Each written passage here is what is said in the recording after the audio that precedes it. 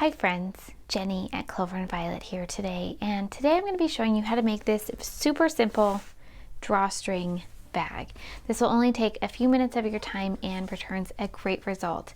So I hope you enjoy sewing this little drawstring bag with me. Let's head to the cutting table and get started. Let's get started on our simple drawstring bag. I'm making my drawstring bag to be 8 inches by 9.5, so a little rectangular, but closer to a square. I've already cut all of my pieces, so let me tell you what I have here. I've cut 4 pieces, 8.5 by 10 inches, so these two are going to be the outside of the bag, these two are going to be the lining. They're all the same size. And then I have 2 drawstring pieces, and they are going to be the same width as my drawstring bag, so they're 8.5, but they're only 2 inches tall, and I have 2 of those. You can adjust this to any size by adjusting your pieces, though you'll always want these to be 2 inches tall and then the same width as your drawstring bag. So mine are 8.5, so these are 8.5 inches wide, but they're always going to be 2 inches tall. So our first step after cutting is going to be to prepare the drawstring sleeves, which are these 2-inch pieces that I've just shown you. So the first thing we're going to do is we're going to fold over a little bit more than 1/4 inch on each edge. On our drawstring bag, we're going to have a 1/4 inch seam allowance, and that will make sure that we don't catch these drawstring pieces in the seam allowance. So I'm going to take it to the iron, fold in a little bit more than a 1/4 inch on each edge, and then I'm going to stitch along those edges, and then I'll bring it back here to show you. Okay. So now we've folded over and sewn both short edges of our drawstring sleeve. I like to sew mine with 2 rows of stitching since I'm not folding it over twice. So this is a raw edge and I just want to have that extra row of stitching. You could always make yours longer and fold it over twice, but I've not really found that to be necessary for this project. So I just double stitch mine like that. And then our next step is going to be to fold these in half lengthwise and press. So let me press those, and then I'll show you we're almost ready to assemble our drawstring bag. Okay, now they're folded, so you can see that the raw edge, which is the wrong side of our bag and drawstring sleeve, is folded to the inside. So the finished edge is on the outside, and then the raw edge is folded on the inside, and they're just pressed lengthwise in half. Now we're going to take our drawstring bag body and we're going to assemble the pieces for sewing. So you're going to take one body piece. This is the outside. If you had made patchwork or done any applique or anything on the drawstring body, this is the right side of that. You can see here's the wrong side. Then we're going to take our drawstring sleeve, and you're going to place it along the top edge, centered, so you can see we have a little bit of space on either side, and this is the open edge, and you're going to line that up with the top edge. So the fold is here, this is the open portion, and I've lined it up with the top edge of my outside of my drawstring bag. Then we'll take our lining and we're going to place it right sides together and just line it up right sides together and pin it in place.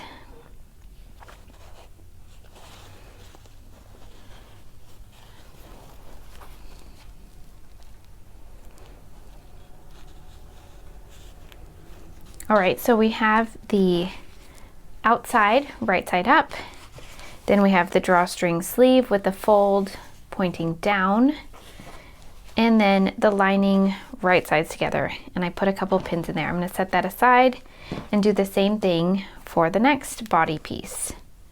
So here we have our outside right side up, we have our sleeve with the fold down here, the open edge on the up top. We're going to line up the open edge with the top of our drawstring bag, and then we'll place the lining on it right sides together and pin in place.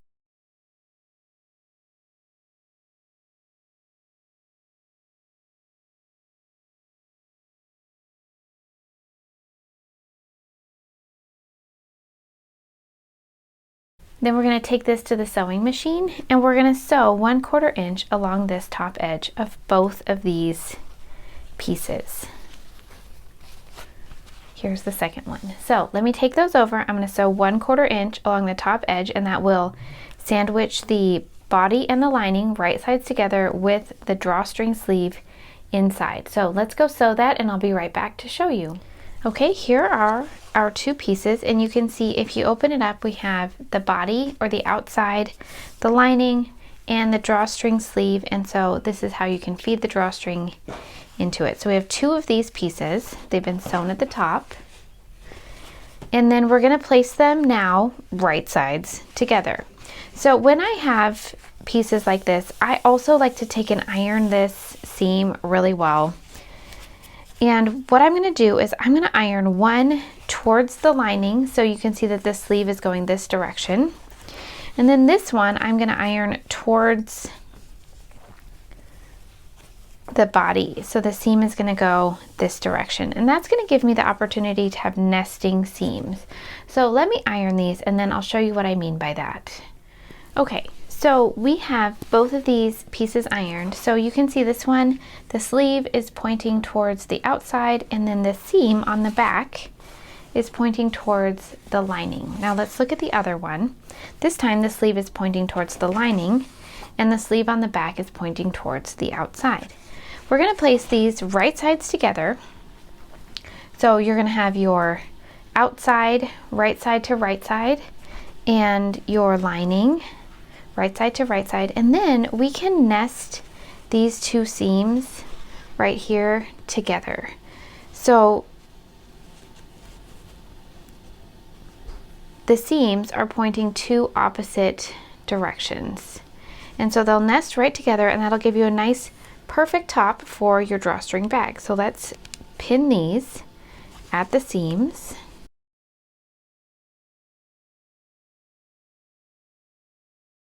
And then we'll do that on the other side.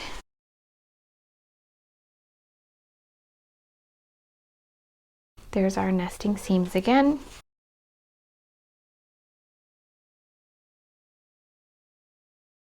And then we are now going to sew around the whole drawstring bag, and we're just going to leave a 4-inch opening on the lining side. This is where we're going to turn the bag right side out. So leave a 4-inch opening on the lining side, and then we're just going to go all the way around the perimeter.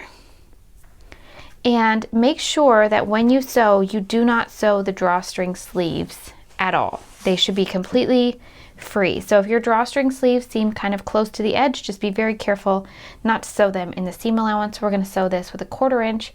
I'll be back and I'll show you our bag is almost done. Now we've sewn around our entire perimeter of our bag, and we have left an opening right here in the lining side. You can clip your corners if you'd like, but since I'm not using any interfacing on this particular bag, I'm not going to worry about it. So we're just going to turn our bag now right side out.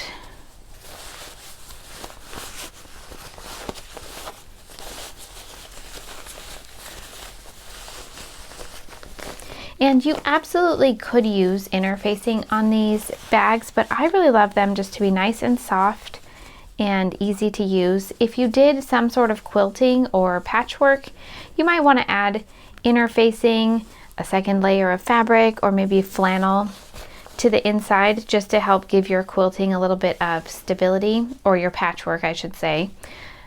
I suppose the same could be said if you're just doing some decorative quilting. I've made these with my kids, and we love to do like decorative quilting or decorative machine stitches just on the bag because it's fun and a good way to use it. And so here we have our drawstring sleeve. You can see that they're not attached in the side seam at all. And then we're going to sew the opening of the bag closed on our machine, just like we do for most other birthed projects. So I'm going to just sew that opening closed, then we'll tuck it in, and I'll show you how to thread the drawstring, and then we're all done. All right, so now our bag is done. You can see I've sewn the opening closed right next to the edge, and then we're going to tuck the lining into the inside of our bag.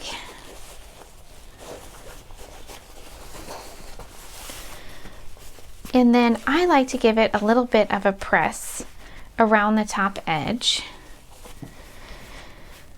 And now lastly, we're going to add our cord. So you can use bias tape, make your own drawstring by cutting just a 2-inch piece and folding it like bias tape. You can use a ribbon, all sorts of things. I'm going to be using this 5mm braided cord. This is what I love to use for the little Alice backpack that I make, and so I'm going to be using it on this drawstring bag here. I picked the yellow because I think it goes cute with the flower centers and our cream top. So I'm going to find the end of my cord, and I'm just going to pull out 2 pieces that are a little bit more than double the length of my bag.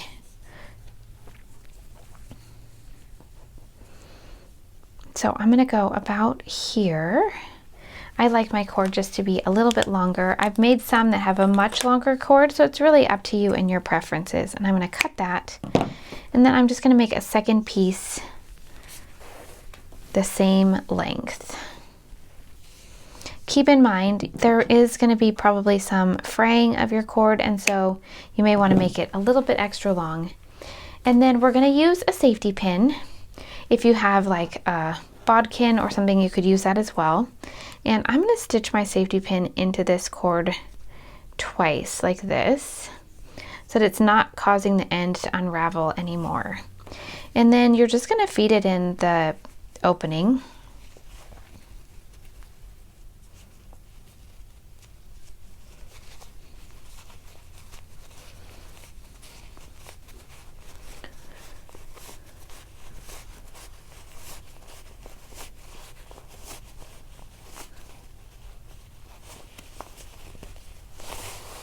And then around the other side.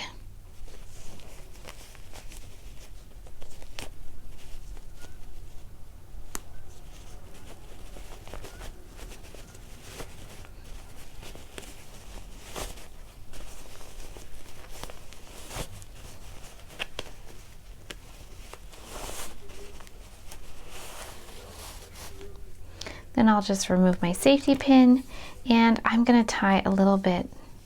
I'm going to tie a little knot on the end.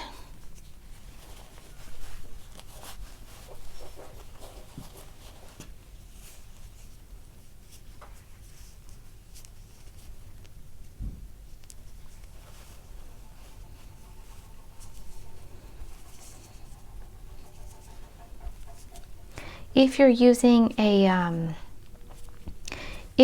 a polyester cord or a ribbon, you can also heat seal this with a lighter so that it doesn't continue to fray. I'm just going to trim off these little ends.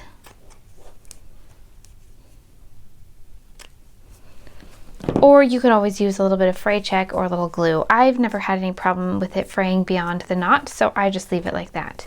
Then we're going to feed the other drawstring from the other side.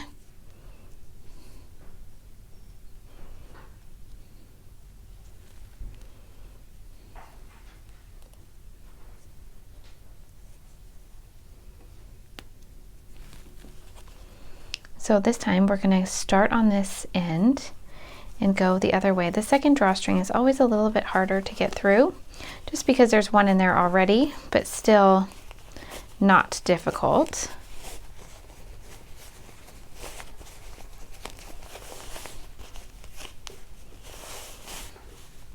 Then we'll go the other direction.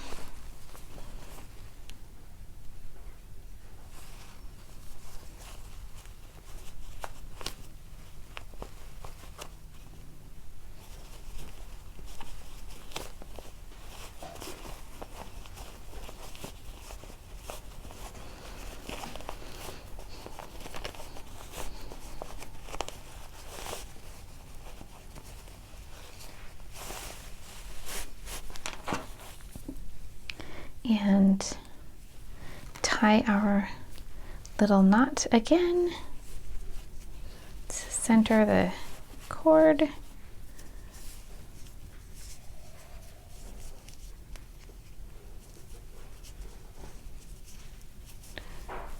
And there's our knot.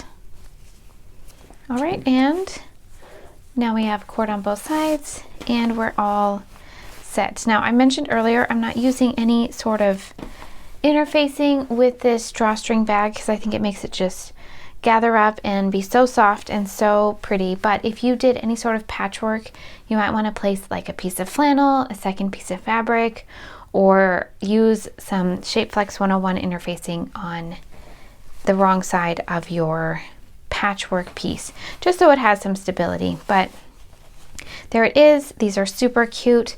I use them for all sorts of things, to keep note cards in, for notebooks, for stickers, for my jewelry. Sometimes when I travel, I put like a change of clothes in a little bit bigger one and drop that in my carry-on bag.